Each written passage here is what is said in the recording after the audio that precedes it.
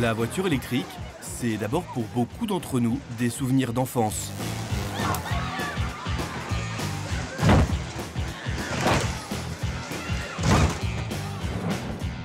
Mais aujourd'hui, cette voiture est devenue adulte, une vraie auto qui carbure sans pétrole, se recharge sur une prise électrique et qui donc ne rejette pas de gaz d'échappement.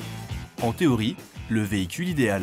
C'est assez jouissif de ne plus avoir à s'arrêter à la station essence. Depuis quelques années, les plus grandes marques misent sérieusement sur ces véhicules, dépensant des milliards d'euros en recherche et développement. Les conducteurs à la fibre écolo ou au porte-monnaie siphonné par une essence toujours plus chère tentent eux aussi le pari de rouler branché.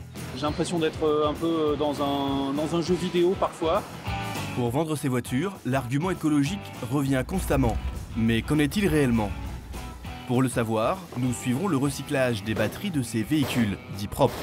Ici, vous avez le cœur de la batterie. C'est grâce à ce millefeuille que finalement vous arrivez à produire de l'énergie.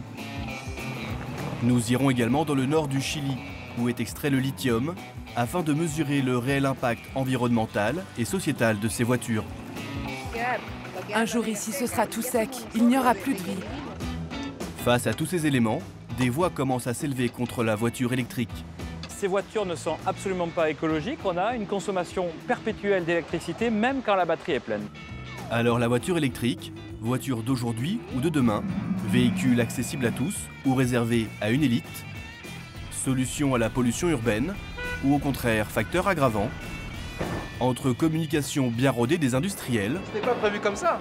et réalité environnementale, petit tour sous le capot de la voiture électrique.